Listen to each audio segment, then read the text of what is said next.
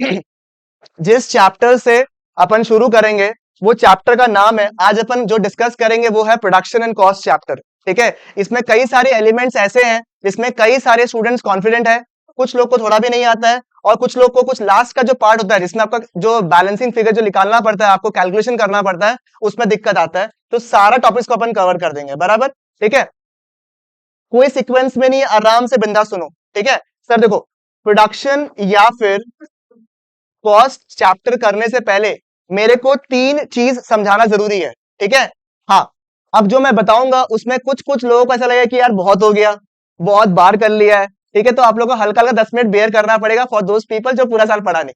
ठीक है, बट आप लोगों को आई बिलीव सबको आता होगा ये वाला पार्ट। ठीक है, तीन कॉन्सेप्ट मैं पूछ रहा हूं आपको, उसके बिना हम लोग प्रोडक्शन और कॉस्ट पढ़ ही नहीं सकते। ठीक है, सबसे पहला कॉन्सेप्ट है किसका? टोटल्स का। ठीक है, चाहे वो टोटल प्रोडक्शन हो चाहे वो टोटल कॉस्ट हो। ठीक है, टोटल्स का मतलब क्या है? टोटल्स का मतलब क्या है? इंडिविजुअल। अगर मैंने इंडिविजुअल सभी को जोड़ दिया तो मुझे क्या मिलेगा? टोटल मिलेगा। भाई इसने कितना प्रोड्यूस किया, तूने कितना प्रोड्यूस किया, उसने कितना प्रोड्यूस किया, उसने कितना प्रोड्यूस किया, सभी के सभी प्रोडक्शन को अगर मैंने जोड़ दिया तो मुझे क्या मिलेगा? Total production. थोड़ा फास्ट बोलूंगा, बेयर कर लेना, अगर थोड़ा ज्यादा स्पीड हो जाए तो बता देना मेरे को। ठीक है, तो इंडिविजुअल प्रोडक्शन को मैंने जोड़ दिया तो मुझे क्या मिलेगा? टोटल प्रोडक्शन मिल जाएगा। बराबर, सही है बिल्कुल। यहाँ पे दूसरा वर्ड जो अपने को जानना है वो क्या है आपका? एवरेज। दूसरा वर्ड क्या है आपका? एवरेज। अपन पार्टी किया, ठीक है, अपन पार्टी किया, अपन ने सोचा अगर 20 जन है और अपना बिल आया 20,000 रुपए का, अपना पार्टी किया, कितना जन था अपन? 20 जन। पार्टिसिपेट करो, कितना जन था? 20 जन। और एवरेज कितना आया, सॉरी टोटल बिल कितना आया? 20,000 रुपया। तो एवरेज में हर एक इंसान का कंट्रीब्यूशन कितना आएगा? 1,000 रुपए। कैसे निकाला आपने? 20,000 डिवाइडेड बाय 20, यानी कि total amount divided by number of people. इसको अपन क्या बोलता है? Average contribution. बात समझ में चलेगा बिल्कुल यहाँ पे। तो कैसे निकाला अपन ने? Total divided by Q. Total divide by Q का मतलब क्या हो गया? Total number of person. जैसे अपने केस में क्या था? नंबर ऑफ पर्सन था। दूसरे केस में नंबर ऑफ डिशेस हो सकता है, कुछ भी हो सकता है, राइट? तो it is what total divide by Q. इसमें अपन क्या बोला? सम टोटल ऑफ इंडिविजुअल, चाहे वो प्रोडक्शन हो चाहे वो कॉस्ट हो। इसको बनाने का एक का मेरे पास 10-15 क्लास है, तो पर ग्लास का कॉस्ट अगर 200 रुपया है, 10 क्लास का कॉस्ट कितना है? 2,000 रुपए। कैसे किया आपने? मल्टीप्लाई किया, या फिर इंडिविजुअली आपने क्या कर दिया? सबको ऐड कर दिया।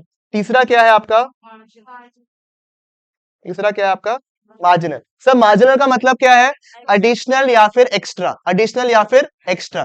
सर अगर हम एक कदम और आगे जाए तो उसकी वजह से डिस्टेंस कितना कवर हो रहा है, उसको अपन क्या बोलेंगे? मार्जिनल। सुनो, अगर मेरे पास एक मशीन है, मेरे पास कितना मशीन है? एक मशीन है, और वो अगर 2,000 यूनिट प्रोड्यूस करता है, कितना प्रोड्यूस करता है? 2,000। और पहला मशीन कितना था मेरे पास में? एक मशीन कितना प्रोड्यूस कर रहा है? 2,000। अब मेरे पास टोटल दो मशीन हो गया, कितना मशीन? दो मशीन, और वो टोटल मिलाकर 4,000 यूनिट्स प्रोड्यूस करता है। तो आप मुझे बताइए सेकेंड मशीन आने की वजह से एक्स्ट्रा प्रोडक्शन कितना हो रहा है? 2,000 का हो रहा है। बराबर। कैसे निकाला आपने? सर 4,000 माइनस 2,000, कि सर सेकेंड मशीन खरीदने की वजह से मेरा एक्स्ट्रा प्रोडक्शन कितना हो रहा है? 2,000। वही अगर सेम ये 7,000 होता तो कितना होता? ठीक है, 5,000 रुपया मेरा क्या हो रहा है? एक्स्ट्रा मशीन की वजह से प्रोड्यूस हो रहा है। समझ में आया? तो यानी कि एक और मशीन इंस्टॉल करने से अपना एक्स्ट्रा प्रोडक्शन कितना हो रहा है उसको अपन क्या बोलेंगे? Marginal production. सर मैंने एक डिश ऑर्डर किया, सेकेंड डिश एक और ऑर्डर किया, उस एक्स्ट्रा डिश को ऑर्डर करने की वजह से मेरा कितना कॉस्ट लग रहा है, वो क्या होगा आपका? मार्जिनल। सर बार बार खाने का बात क्यों कर रहा है? क्योंकि 2 दिन से खिला ही रहे लोगों को। ठीक है, इसकी वजह से मेरे दिमाग में खाली खाना चल रहा है अभी। ठीक है, समझ में आया आपको? तो एडिशनल यानी हो गया आपका एक्स्ट्रा जो भी आपका लग रहा है। समझ में आया? तो इसको निकालते हैं कैसे? किसी को याद है क्या? ठीक है, टी एन माइनस वन, यानी कि सर अगर वो प्रोडक्शन होगा, प्रोडक्शन, तो कैसे निकालेंगे? TP N minus one. ठीक है, समझो। और अगर कॉस्ट होगा तो क्या होगा? TC N minus TC N. Sir ये क्या है सर? मान लो ये एन है। क्या है ये? एन है। तो मैंने क्या किया? मैंने सर इसको इससे माइनस किया ना, 7,000 को किससे माइनस किया मैंने? 2,000 से माइनस किया, बराबर। तो ये जो है एक कदम पहले है या नहीं, मुझे बताइए। अगर ये एन है, ये पोजीशन एन है, तो इसका पहले वाला पोजीशन क्या होगा? N minus one. बराबर या नहीं, मुझे बताइए। यही तो आपने किया भाई। टोटल प्रोडक्शन जो है वो एन पोजीशन में कितना हुआ है, उसको माइनस किससे किया आपने? टोटल को एन माइनस वन से। बात समझ में आया? तो ये अगर प्रोडक्शन की बात करें तो कैसे होगा? TP N minus one. Cost हुआ तो क्या होगा? सर टोटल कॉस्ट है 7,000 रुपया लग रहा है दो मशीन का, पहला का लग रहा है तो TC minus TC N minus one. Clear है बिल्कुल यहां तक? मुझे बताइए सही है बिल्कुल? यहाँ पे दिक्कत तकलीफ बताइएगा। 3 कॉन्सेप्ट पढ़ाया। टोटल उसमें क्या? Individual, summation of individuals, average, total divide by Q. Marginal कैसे निकालेगा आप? टी एन माइनस वन, उसके आगे पीछे डाल दो आप। रेवेन्यू होगा तो T R N minus one, cost होगा तो T C N minus one, total production हो तो टीपी एन माइनस, यूटिलिटी हुआ तो टी यू एन माइनस।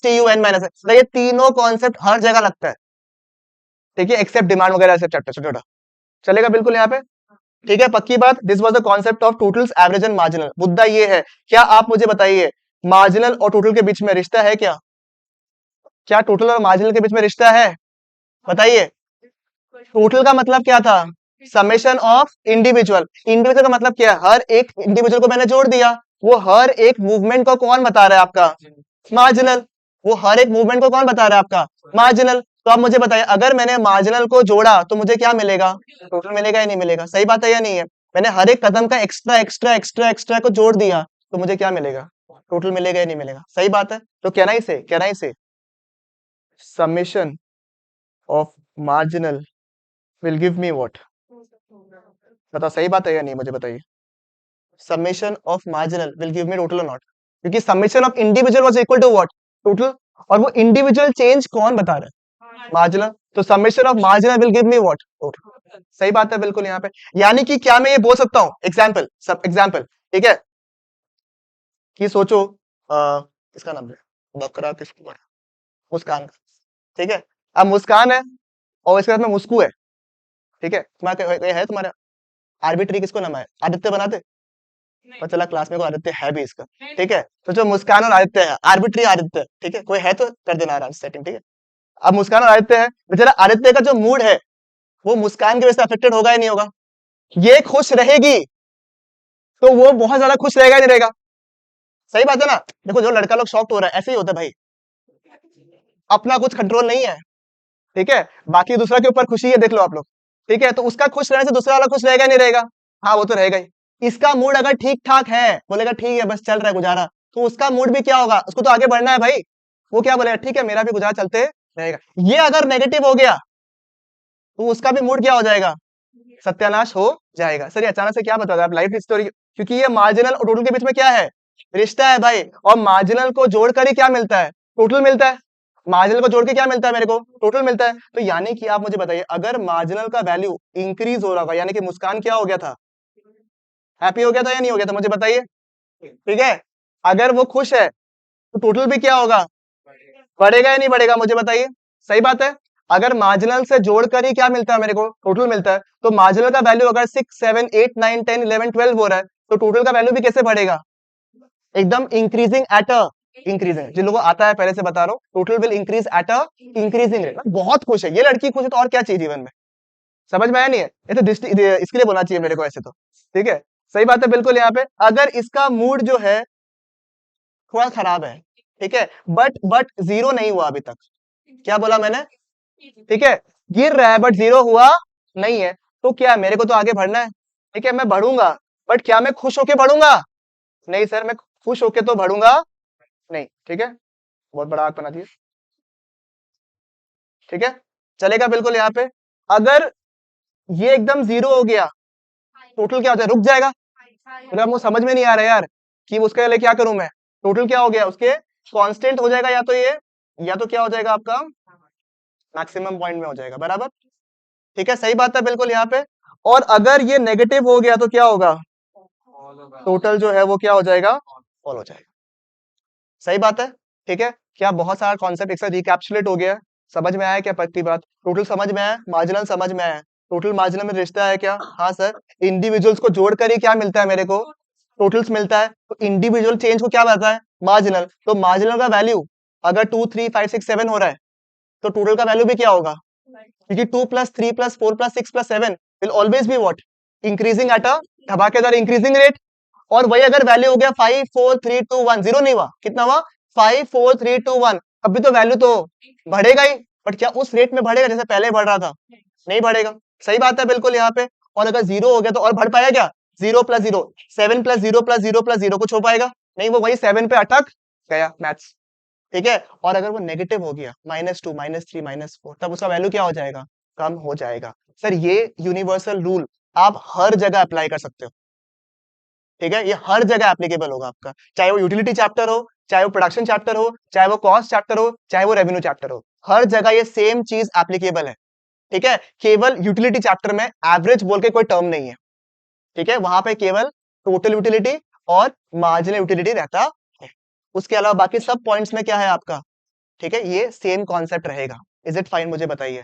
ठीक है, चलेगा बिल्कुल यहाँ पे, पक्की बात। चलिए, ठीक है, एक बार मैं बिठा देता हूँ इसको फटाफट। ठीक है, आप लोग फटाफट इसको भी लिखना है। तो मैंने पहला चीज क्या लिखा, पहले की चीज क्या बताया आपको, concept of totals, average and speed का किसी को इशू, क्योंकि इतना स्पीड में करना पड़ेगा भाई अपने को। ठीक है, एंड मार्जिनल।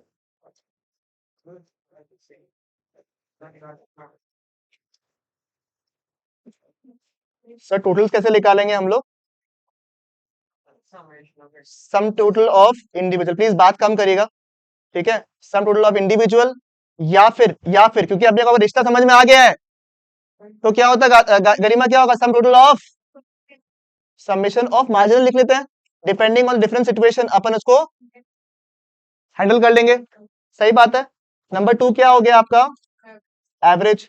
सर एवरेज कैसे निकालेंगे अपन, टोटल डिवाइडेड बाय क्वांटिटी। ठीक है, चलेगा। और लास्ट क्या होगा आपका, ठीक है, सिमिलर एकदम ध्यान से ये वाला पार्ट को करेगा, आप लोग को इसी में दिक्कत आता है। ठीक है ना, बताइएगा, मार्जिनल। ठीक है, T N minus minus T N minus 1। ठीक है, समझ में आ गया आप लोगों को, क्लियर है बिल्कुल यहाँ पे, पक्की बात, कोई इशू नहीं है। जो ऑनलाइन कर रहा है वो लोग भी प्लीज कंफर्म करना, टी एन माइनस 1। ठीक है, ये क्या बता रहा है आपको, ये क्या रिप्रेजेंट कर रहा है आपको, चेंज। ठीक है, या फिर एडिशन। ठीक है, चलेगा बिल्कुल यहाँ पे। इज इट फाइन, मुझे बताइए, कोई दिक्कत नहीं है। ठीक है, थोड़ा सा जगह मार्जिनल में छोड़ देना आपको। ठीक है, थोड़ा जगह छोड़ देना हल्का सा। एक और चीज लिखवाना है आप लोगों को मार्जिनल वाला पार्ट में, थोड़ा जगह छोड़ के क्या लिखोगे आप लोग, सर टोटल्स और मार्जिनल के बीच में क्या होता है, रिश्ता होता है। ठीक है, तो that comes two point number 2, totals और मार्जिनल के बीच में क्या रहेगा,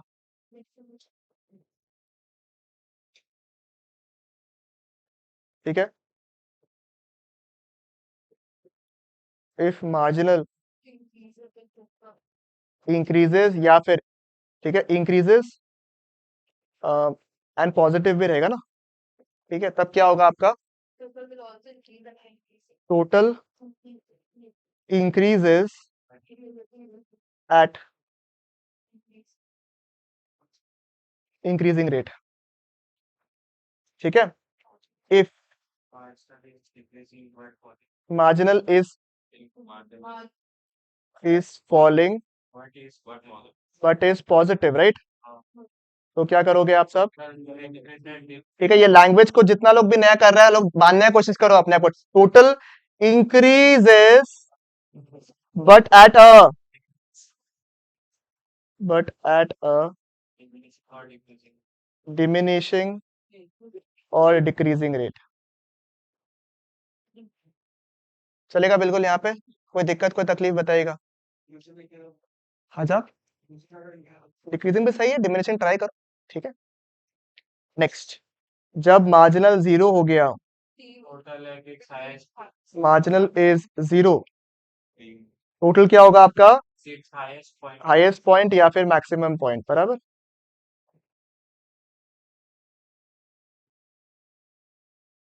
ठीक है, फाइनली लास्ट पॉइंट। ठीक है, स्पीड में दिक्कत नहीं हो रहा है ना कुछ भी लिखने में, फटाफट लिखना है थोड़ा सा। मार्जिनल क्या है आपका, नेगेटिव हो गया, टोटल, ठीक है, total falls but stage positive, very good है, total falls but stage positive. ठीक है, लो।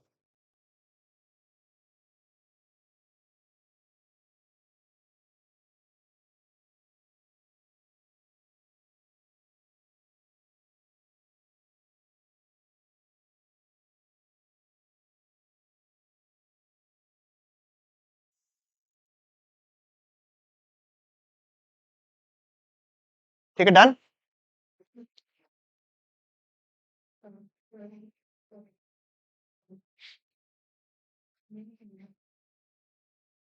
क्लियर, याद आ गया?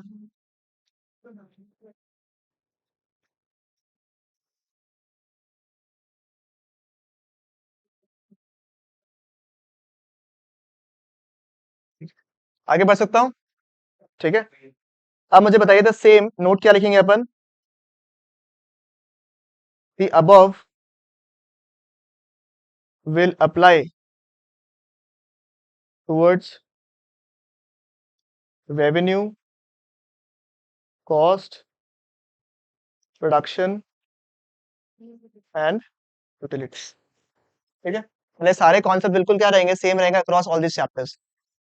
ठीक है, इज इट फाइन? आइए, ठीक है, मैंने आपको मार्जिनल में एक वर्ड पढ़ाया था, क्या पढ़ाया था? एडिशनल या फिर extra.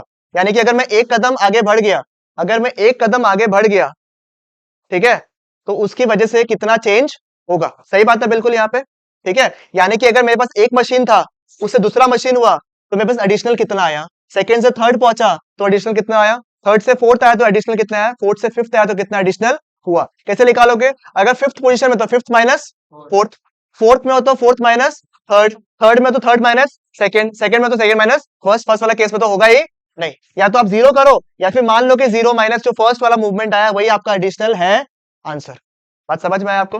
But what if that change जो मैंने आपको सिखाया अभी, वो आपका एक एक कदम से नहीं बढ़ रहा है। मतलब मैंने पहले क्या बोला, मशीन 1 2 3 4 5 6, मतलब मूवमेंट कैसे हो रहा है आपका? सिंगल सिंगल हो रहा है। बट अगर क्वेश्चन ऐसे आया, देखो तो कैसे का सर आया, सर मशीन्स लिखा हुआ है आपका, ठीक है, 1 3 7 10, इस तरीके से लिखा हुआ है आपका। ठीक है, और मैं यहां लिख रहा हूं टोटल प्रोडक्शन। ठीक है, मतलब जहां मैं प्रोडक्शन लिखूं वहां पे कॉस्ट भी वही है, रेवेन्यू भी वही है। यूटिलिटी वाला पार्ट यहाँ डिस्कस नहीं करेंगे। ठीक है, वहां पे भी यही एप्लीकेबल है, वहां भी यही है। ठीक है, यहाँ लिखूंगा 100, यहाँ लिखूंगा 600, 1200, 5000। ठीक है, इस तरीके से डेटा दिया हुआ आपका। ठीक है, आपको पूछा है मैंने कि साहब अगर मैं 3 मशीन में खड़ा हूं यहाँ पे, ठीक है, अगर मैं यहाँ खड़ा हूं तो मेरे को मार्जिनल प्रोडक्शन निकाल के दो। तो सर नॉर्मल केस में अपन क्या करता था, सर यहाँ खड़े हो ना, इसका एक कदम पीछे से माइनस कर दो, यानी कितना आंसर होता? 500। अगर मैं यहाँ खड़ा हूं तो कैसे निकालोगे सर? इसको माइनस इसको, 1200 माइनस 600, यानी कितना रुपया? 600, 600 रुपीज, राइट? सही बात है, सॉरी 600 यूनिट्स, क्योंकि प्रोडक्शन के बारे में बात कर रहे हैं हम लोग, राइट यहाँ पे। ठीक है, बट प्रॉब्लम क्या है यहाँ पे? सर उस केस में कैसे होता, जब मशीन कैसे रहता है 1 2 3 4 5 6, तब वो वाला तरीका अपन यूज करें तो बिल्कुल सही है, कोई दिक्कत नहीं है। बट व्हाट इफ क्वेश्चन ऐसे दिया हुआ है, ठीक है, तो आप मुझे बताओ, अगर जस्ट बिकॉज क्वेश्चन इस तरीके से दिया हुआ है, क्या जो कॉन्सेप्ट अपन पढ़ रहे हैं उसमें कोई फर्क आ जाएगा क्या? मार्जिनल का मतलब तो आज भी क्या होता है, एक्स्ट्रा या फिर एडिशनल। एक कदम आगे बढ़ा तो कितना होगा, यानी कि चेंज कितना बता रहा है? 1 का। अब मुझे इतना पता है, मुझे इतना पता है कि अगर मैं 1 से 3 मशीन में जाऊं, अगर मैं 1 से 3 मशीन में जाऊं, तो मेरा चेंज कितना हो रहा है? कितना का हो रहा है? चेंज कितना का हो रहा है? चेंज चेंज पूछ रहा हूं, 500 का। अगर मैं एक मशीन से कितना मशीन में जाऊं, तीसरा मशीन में जाऊं, तो मेरा चेंज कितना का हो रहा है? 500 का। ठीक है, प्रॉब्लम क्या है, 1 से 2 कितना होगा, 2 से 3 कितना होगा, वो मुझे पता नहीं है। ठीक है, पक्की बात यहां तक? ठीक है, चलेगा? ठीक है, तो आप मुझे बताओ, जैसे कभी कभी ऐसा होता है ना, मेरे पास सोचो 20 स्टूडेंट्स बैठे हुए हैं, ठीक है, अब मेरे पास चॉकलेट का डब्बा है, ठीक है, जो पैकेट है ना, उसमें एक साथ पैकेट में या तो 10 है, ठीक है, सो या तो 30 चॉकलेट एक साथ में है, और वापस आपको 2 डब्बा लेना पड़ेगा, कितना डब्बा हो जाएगा टोटल? 60। ठीक है, मतलब ऐसे नहीं है, जैसे अगर 40 बच्चे सोचो, तो मेरे पास 40 चॉकलेट तो है नहीं, मेरे पास कितना चॉकलेट है, या तो मैं 2 डब्बा लूंगा तो कितना कितना हो गया? 60। तो मैं क्या करता हूँ उस केस में, मुझे बताइए? 20 बच जाएगा, या फिर बाकी को क्या कर दूंगा मैं, जो टोटल 60 है उसको मैं क्या कर दूंगा भाई, एवरेज में डाल दूंगा। सही बात है या नहीं है? भाई मेरे पास जितना चॉकलेट है, मेरे को अगर बंटवाना है, मेरे पास अगर 40 बच्चा है तो 40 से बराबर 40 चॉकलेट मेरे पास नहीं है, मेरे पास उससे क्या हो गया, ज्यादा हो गया, तो मैं क्या करूंगा, आपस में बांट दूंगा। जितना चॉकलेट है मेरे पास उसको क्या कर दूंगा, मैं बांट दूंगा। इस केस में भी क्या हुआ, मेरे पास 1 से 2 मशीन का चेंज नहीं है, बट मेरे पास क्या डायरेक्ट 1 से 3 मशीन का चेंज है, तो एवरेज निकाल दो। ठीक है, क्या ये करेक्ट फिगर है? नहीं, बट हमें पता भी तो नहीं है फिगर, तो उससे तो बेटर ही फिगर है। यानी कि सर चेंज कितना का हुआ था आप मुझे बताइए? 500 का। और मशीन्स में कितना चेंज आया? 2 का। तो अगर मैं 500 को 2 से डिवाइड करूं तो कितना मिल रहा है? 250। ठीक है, वेरीफाई करते हैं बदले। ठीक है, मान लो यहाँ पे एक और मशीन है, यहाँ पे एक और मशीन है, नंबर 2। ठीक है, तो अगर मैंने 100 का प्रोडक्शन किया है पहले वाले केस में और मेरे पास आंसर कितना आया था? 250, तो मैं कितना ऐड करूं यहाँ पे? सर 100 प्लस 250 से कितना मिलेगा मेरे को? 350 प्लस कितना करूं मैं? कितना मिलेगा मेरे को? बात समझ में आया? 250 मेरा एक्यूरेट फिगर नहीं है, पर वो मोटा मोटी बता रहा है कि अगर 1 से 3 तक मैं मूवमेंट करूंगा तो 1 से 2 तक एवरेज में कितना एक्स्ट्रा यूनिट बन रहा है? 250। दूसरा में कितना बन रहा है? 250। समझ में आया आपको? ठीक है, मेरे पास पहले एक मशीन था, वो प्रोड्यूस कितना कर रहा था? 100 यूनिट। अब मेरे पास टोटल कितना मशीन हो गया? 3 मशीन। मैंने पूछा कि भाई ये दूसरा वाला मशीन कितना प्रोड्यूस कर रहा है? मतलब पता नहीं है भैया। मैंने बोला ये क्या बात हुआ? मतलब ये पता है कि तीनों मशीन से कितना प्रोडक्शन हो रहा है। तो मैंने बोला कितना? वो बोला 600 हो रहा है टोटल, तीनों मिलाकर कितना हो रहा है? 600 का। तो मैंने बोला अच्छा, पहले वाले में कितना प्रोडक्शन हो रहा था? 100। तीन में कितना मिला के हो रहा है? तो यानी कि दो मशीन से, जो दो मशीन खड़ा है उससे कितना प्रोडक्शन हो रहा है आपका? 500 हो रहा है। तो यानी मैं अगर कुछ नहीं दिया तो क्या बोलूंगा? 250 ये प्रोड्यूस कर रहा है, 250 ये प्रोड्यूस कर रहा है। ऐसे करते हैं नहीं करते अपन? सही बात है, बिल्कुल यहाँ पे यही किया अपन ने। ठीक है, तो अगर the change is not by 1, ठीक है, आंसर निकालना सीख गया क्या आप लोग? अब फॉर्मूला बताओ। ठीक है, इस फॉर्मूला क्या है? डेल्टा, डेल्टा टोटल, इस केस में का टोटल प्रोडक्शन हो जाएगा delta T by delta Q, मतलब मशीन्स हो गया अपने केस। समझ में आया आपको? चलेगा बिल्कुल यहाँ पे। तो 500 माइनस क्या होगा आपका? सर डिवाइडेड बाय क्या होगा आपका?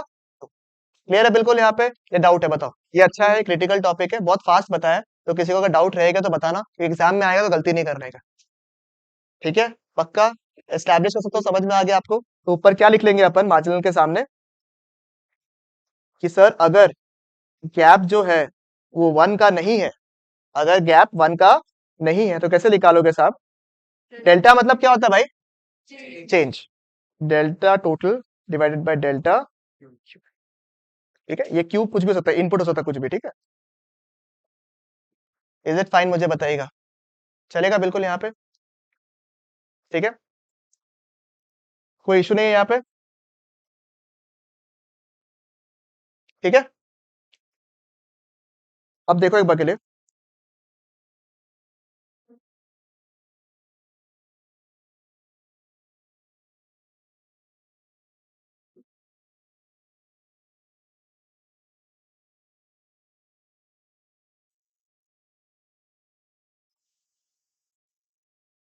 मुझे मार्जिनल बताओ तो कैसे निकालोगे आप लोग?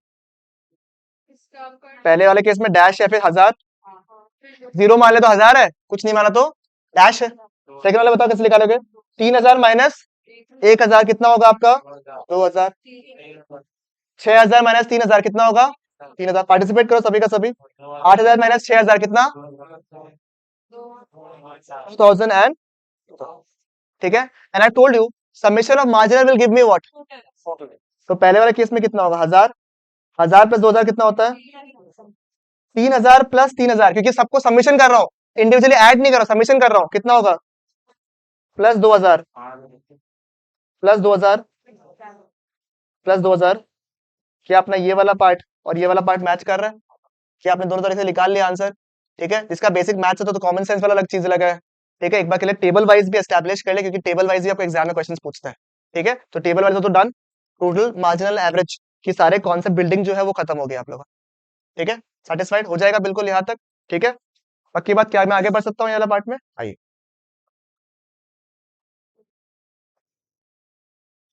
ठीक है, अब हम लोग चैप्टर शुरू कर सकते हैं। ठीक है, तो चैप्टर का नाम क्या है साहब?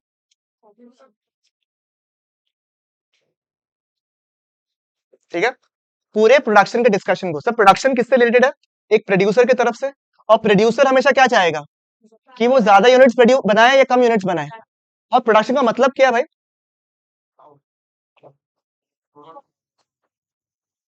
ट्रांसफॉर्मेशन ऑफ या फिर conversion of inputs into output. Raw material से फिनिश गुड्स बना दिया, क्या हो गया? गुड्स प्रोड्यूस हो गया। ठीक है, मैंने प्रिपेयर किया, आपको लेक्चर दे दिया, ये क्या हो गया? प्रोडक्शन हो गया। क्योंकि प्रोडक्शन अब खाली गुड्स हो जरूरी है क्या? प्रोडक्शन ऑफ सर्विसेज भी हो सकता है। तो कोई भी इनपुट से अगर आपने आउटपुट में कन्वर्ट कर दिया तो क्या बोलेंगे अपन? ठीक है, तो कहना है right, it is the conversion of what, it is the conversion of input to what is known as what, production. समझ में आया आपको? सबसे पहला सबसे बेसिक पार्ट। ठीक है, और जब भी आप लोग इसे पढ़ोगे ना, ठीक है, तो इनको अलग ऑब्सेशन है मैथ्स से। ठीक है, तो ये बोलते प्रोडक्शन पढ़ रहा है ना, तो साथ में प्रोडक्शन फंक्शन भी पढ़ो। ठीक है, क्या पढ़ो? प्रोडक्शन फंक्शन भी पढ़ो। तो आप मुझे बताइए सर, प्रोडक्शन फंक्शन में क्या होगा? ठीक है, कुछ नहीं है सर, जब भी कुछ समझ में नहीं आएगा तो क्या करोगे आप? क्या करोगे सर? जब भी प्रोडक्शन फंक्शन बोलेंगे आगे क्या लग जाएगा? एक ठू एफ लग जाएगा आपका।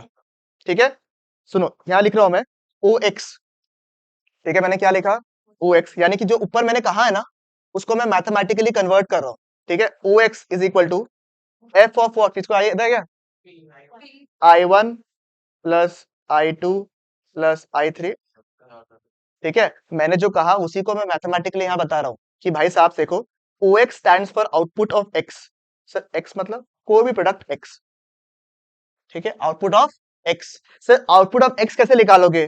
जब आप लोग जितने भी इनपुट्स चाहिए उसको अगर मैंने जोड़ दिया, उसको मैंने कन्वर्ट कर दिया, मुझे क्या मिलेगा? आउटपुट। तो मैंने जो ऊपर बोला ना conversion of input into output, उसी को मैं मैथमेटिकली बोल रहा हूँ कि output O X is equal to what, the function of various inputs making the output. मेरा बिल्कुल यहाँ पे। ठीक है, बहुत सिंपल सा बात है, जो ऊपर मैंने इंग्लिश में बोला नीचे मैंने कैसे लिख दिया? मैथमेटिकली लिख दिया आपके लिए। और मैथमेटिकली क्या क्रिएट कर दे? फंक्शन क्रिएट कर दी। ठीक है, कुछ नहीं है। कॉस्ट फंक्शन पूछे तो क्या बोलेगा? जो कॉस्ट टोटल आउटपुट है उसमें से क्या करोगे? Functional relationship of all the input cost. तो बात बिल्कुल एक ही है। ठीक है, समझ में आया? Cost function. ठीक है, रेवेन्यू फंक्शन ऐसे पूछता नहीं, बट रेवेन्यू फंक्शन। ठीक है, प्रोडक्शन फंक्शन क्लियर बात बिल्कुल। डिमांड फंक्शन क्या होगा? ऐसे ही पूछ रहा हूँ, डिमांड फंक्शन क्या होगा? जैसे कि मैंने यहाँ पे कहा कि आउटपुट को कई सारे इनपुट्स अफेक्ट करते हैं, वैसे डिमांड को भी कई चीजें अफेक्ट करेगी, कई सारी फैक्टर्स अफेक्ट करेगी। वो लॉ ऑफ डिमांड है। ठीक है, ओवर इज साइड जीरो। ठीक है, वो लॉ ऑफ डिमांड है। क्या होगा? डिमांड फंक्शन क्या होगा? जितने भी फैक्टर्स डिमांड को अफेक्ट करते हैं उसके बीच में जो भी फंक्शनल रिलेशनशिप है, क्योंकि भाई हर एक चीज की वजह से तुम्हारा इफेक्ट होगा ही नहीं होगा? मुझे बताइए कि इसी टेम्परेचर कैसा है, तुम्हारा मूड कैसा है, तुम्हारा वाला आया या नहीं है, सबके ऊपर डिपेंड करता है नहीं करता? हम गाथा को नहीं देख रहे, उसको देख रहे हैं। समझ में आया आपको? चलेगा बिल्कुल यहाँ पे, पक्की बात हो जाएगा। ठीक है, तो वो क्या हो गया आपका? Functional relationship with all the factors affecting the particular thing. इस केस में क्या हो रहा है? इनपुट्स। समझ में आया? तो it is the functional relationship all the inputs affecting what, the output. Period clear यहाँ पे? ठीक है, प्रोडक्शन समझ में आया, प्रोडक्शन फंक्शन समझ में आया। ठीक है, जब भी प्रोडक्शन के बारे में बात करेंगे, ठीक है, थोड़ा नोट्स हाफ हो सकता है, चलेगा ना? बिल्कुल, यहाँ पे स्ट्रक्चर नहीं बना रहा हूँ मैं। ठीक है, सबसे पहले अपन डिस्कस करते हैं, किसी को याद है? ठीक है, पूरे प्रोडक्शन को अपन ने दो पार्ट में डिवाइड कर दिया। एक था आपका शॉर्ट रन, दूसरा क्या था आपका? ठीक है, ध्यान से पढ़ेंगे सभी के सभी क्लास के एंड में। ठीक है, मैं रैंडमली पूछूंगा कि क्या क्या समझ में आया आप लोग को। ठीक है, उसमें से सबसे इजी क्वेश्चन जो पूछता है पूरा चैप्टर सुनाओ। ठीक है, आओ, short run and long run. ठीक है, अच्छा देखो, शॉर्ट रन जो है वो हमारे सिलेबस में, लॉन्ग रन में सिलेबस में नहीं है, मतलब इसका जो लॉ है वो नहीं है। मतलब व्हाट इज लॉन्ग रन पूछ सकता है आपको, पर इसके अंदर जो रीजन लॉ वगैरह है वो सब आपको नहीं चाहिए। ठीक है, नाउ सबका ऐसा आ रहा है रिटर्न्स टू स्किल मन में। ठीक है, नाउ शॉर्ट रन में क्या होता है? Short run as the word suggest, जब वो शॉर्ट पीरियड ऑफ टाइम के लिए हम लोग बात करेंगे तो उसको क्या बोलेंगे अपन? Short run. मैंने कहा था आपको, क्लासरूम का बात किया था मैंने, अगर क्लासरूम में से जगह छोटा पड़ गया तो in the immediate run, in the immediate period मुझे क्या करना पड़ेगा? मैं एक्स्ट्रा बेंचेस लगा सकता हूँ, यहाँ पे एक्स्ट्रा चेयर्स लगा सकता हूँ, उससे ज्यादा मैं कुछ कर सकता हूँ क्या? यानी कि शॉर्ट पीरियड ऑफ टाइम के लिए मेरे पास में लिमिटेशन है या नहीं है? हाँ भाई, मेरे पास जगह क्या है? कांस्टेंट है, मेरे पास फिक्स जगह है। और मेरे पास जो चेयर्स है वो क्या है? थोड़ा वेरिएबल है। मेरा पेपर्स क्या हो गया मेरे लिए? वेरिएबल हो गया। और मेरे हाथ में कुछ ना कुछ कांस्टेंट है या नहीं है? हाँ सर, कांस्टेंट तो है ही ना साहब। मेरे पास में स्पेस क्या है? एक ही है। मेरे प्रोजेक्टर साइज क्या है? यही होगा, इससे बड़ा मैं कर ही नहीं सकता इन द शॉर्ट रन, क्योंकि शॉर्ट पीरियड में मेरे पास ज्यादा ऑप्शंस नहीं है। तो in the case of short run, can I say there are certain factors which are variable. सबसे पहले, क्या मैं आपके हिसाब से नोट्स को आपके हिसाब से वैरी कर सकता हूँ, नहीं कर सकता हूँ? कि कम बच्चे आए तो मैंने कम नोट्स प्रिंट किए, और ज्यादा आए तो ज्यादा प्रिंट कर दिया। ऑन दी अदर हैंड मेरे पास कुछ फैक्टर्स क्या रहेंगे? एब्सोल्युटली फिक्स्ड या फिर कांस्टेंट, यानी कि जगह क्या हो गया आपका? ठीक है, तो मेरे लिए कांस्टेंट है या नहीं है? कि कुछ चीज क्या होता है कांस्टेंट और कुछ चीज क्या होता है आपका वेरिएबल।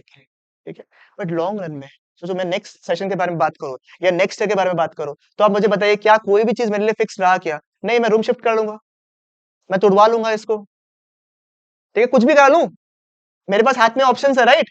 अभी शॉर्ट पीरियड में मैं कुछ नहीं कर सकता, आगे जाके तो मेरा जो ऑप्शन है मैं कर सकता हूँ, यानी कि मैं सारे के सारे फैक्टर्स क्या बन जाते हैं? आप मुझे बताइए क्या वेरिएबल और फिक्स्ड का मतलब आप जानते हो? सर वेरी का मतलब क्या होता है? which varies with the level of output, which क्या बोला मैंने? which varies with the level of output, which varies with the level of output, जैसे जैसे आउटपुट आएगा वैसे वैसे चीजें क्या होगी? वेरी होगी। स्टूडेंट जितना आएगा उस हिसाब से नोट्स प्रिंट होगा। तो अगर मैं फिजिकल मार्कर यूज करता, जितना मैं पढ़ाऊंगा उतना ही मार्कर यूज होगा, तो ये क्या है? वेरिएबल, ठीक है। अगर कोई नहीं आया तो वो खर्चा आएगा क्या? मैं जबरदस्ती का खुला खुला ऐसे मार्कर से लिखूंगा? बताओ, अगला और समझेगा हमको, ठीक है। तो उस केस में वेरिएबल कॉस्ट इज व्हाट? ठीक है।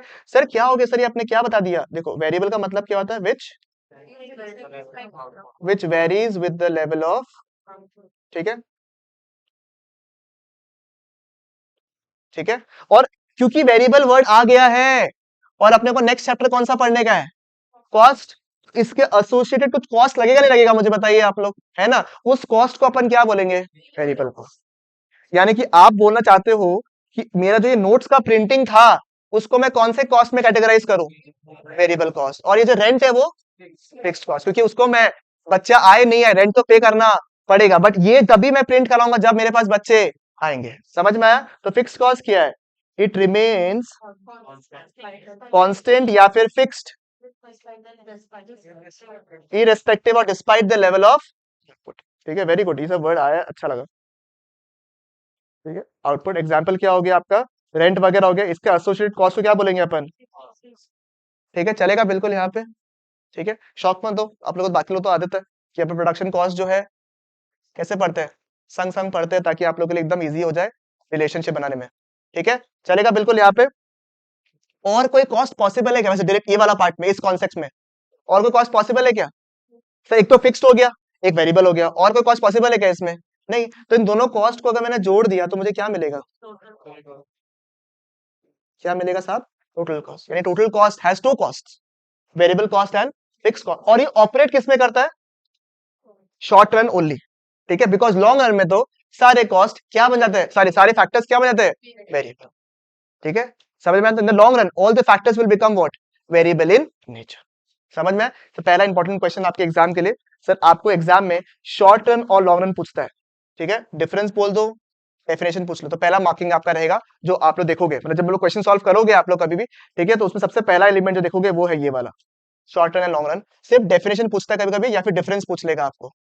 ठीक है, चलेगा बिल्कुल यहाँ पे, पक्की बात, 100%। आगे बढ़ सकता हूँ। और लॉन्ग में सारे फैक्टर्स क्या बन जाते हैं?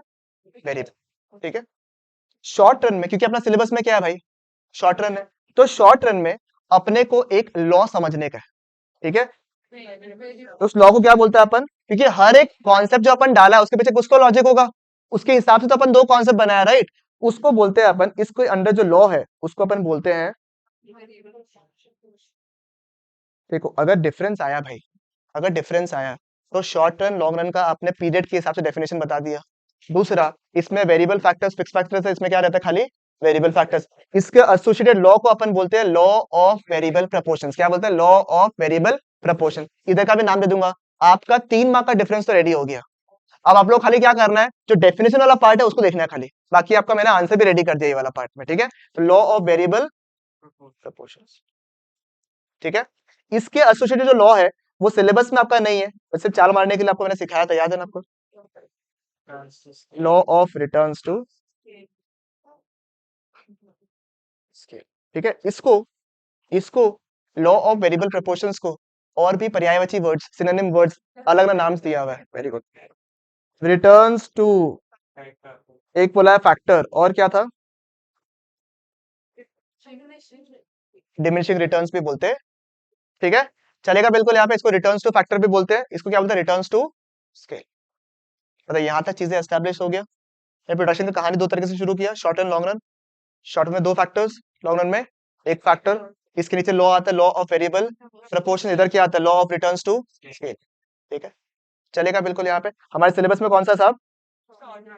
ठीक है, लॉ ऑफ वेरिएबल प्रपोर्शन वाला पार्ट। तो आइए आ जाते हैं लॉ ऑफ वेरिएबल प्रोपोर्शंस वाले पार्ट में। ठीक है, बेस्ट चीज क्या है, लॉ ऑफ वेरिएबल प्रोपोर्शन समझते वक्त अभी जो आपने टीपी एमपी वाला था पार्ट था रिलेशनशिप, वो इसमें वापस आ जाएगा। ठीक है, आओ यहाँ तक हो गया सबका लिखना वगैरह, आगे बढ़ जाओ ना, दिक्कत तो नहीं है, मैं तो ठीक है।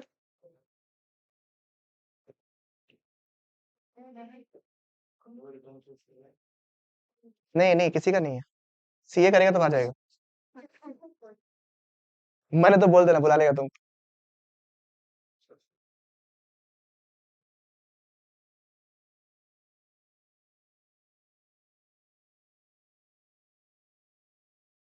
ठीक है, इसमें तो क्लासिक एग्जांपल रहता है, मेरे हिसाब से सबको याद रहेगा। ठीक है, तो आज ज्यादा उसको टानेंगे नहीं, हाँ ज्यादा टानेंगे नहीं, तो फटाफट बताएंगे आपको ताकि आप लोगों के नॉस्टैल्जिक वाला फीलिंग आ जाए। ठीक है, याद है क्या, कंपनी का नाम याद है क्या, तो अपन लोग एक कंपनी खोला था, याद है ना।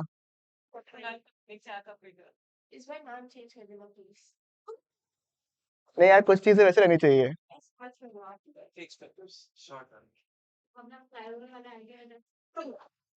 हाँ? जका सीए फर्म, ठीक है। तो इसमें क्या हुआ, अरे ध्यान दो, हो गया ओवर एक्साइटेड पीपल। ठीक है, इसमें क्या हुआ, अपने पास में 4 कंप्यूटर्स था, कितने कंप्यूटर्स, 4 कंप्यूटर्स थे।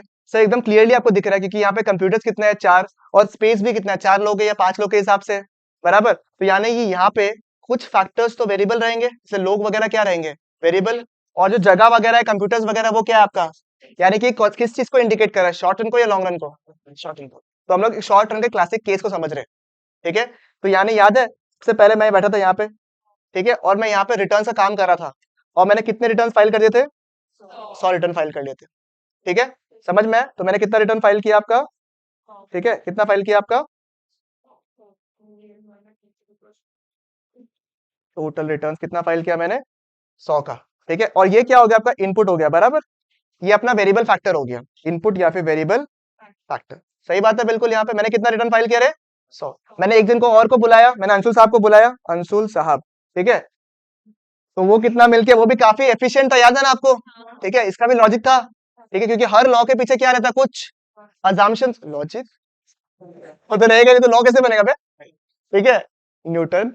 अब बताओ अकेले, क्यों इसमें कुछ अजम्पशंस था, इसमें एक अजम्पशन क्या था कि जितना भी मैं लोगों को हायर कर रहा हूँ वो सभी के सभी क्या है, efficient। इसमें पूरा का पूरा लॉ में केवल एक ही अच्छा पॉइंट है, वो क्या है, अजम्पशन वाला पॉइंट। ठीक है, मैंने अंशु साहब को खरीदा, लाया, ठीक है, उसके आने की वजह से टोटल रिटर्न्स कितना फाइल हो गया था आपका।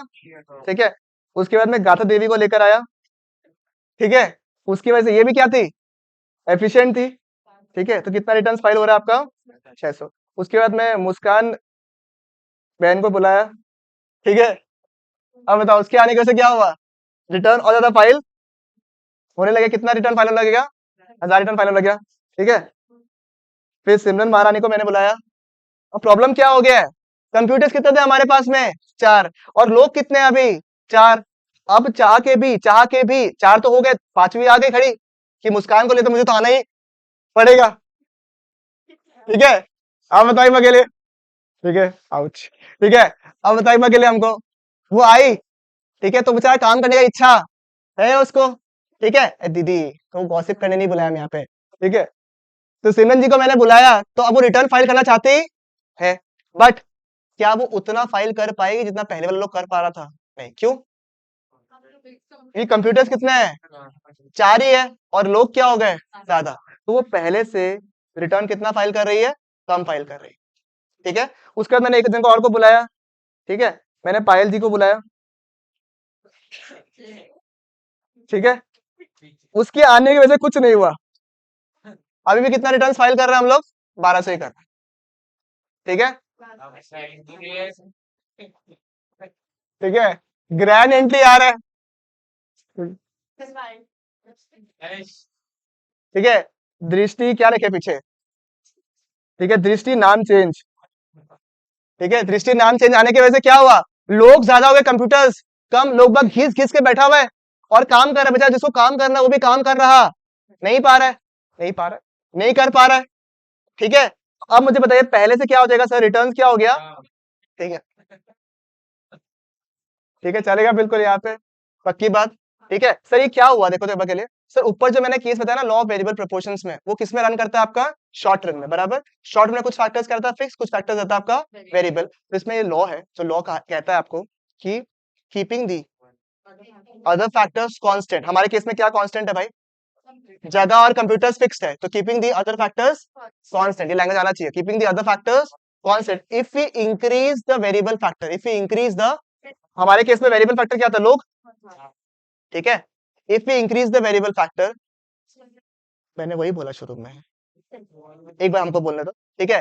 क्या बोला मैंने सबसे पहले, keeping the other factors constant if we increase the variable factor the production initially increases at a, देख रहे हैं शुरू शुरू में कैसा बढ़ रहा है आपका, मस्त बढ़ रहा है।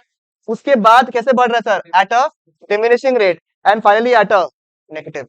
बात समझ में है? इसके पीछे प्योर लॉजिक उसी चीज का है कि आप इंडिविजुअली कितना प्रोड्यूस कर रहे हो, ठीक है। इसमें जो क्लियर इंडिकेशन है वो है मार्जिनल और टोटल का रिलेशन, समझ में आया आपको, ठीक है। अब अगर मुझे यहाँ पे मार्जिनल निकालना है, मार्जिनल प्रोडक्शन निकालना है, मार्जिनल रिटर्न्स निकालना है, तो मैं कैसे निकालूंगा मुझे बताइए। पहले वाले केस में क्या रहेगा, डैश या फिर 100, दूसरे वाले केस में कितना है सर, 300 माइनस 100 कितना होता है, 200, फिर कितना होता है 300, फिर 400, फिर कितना 200, फिर,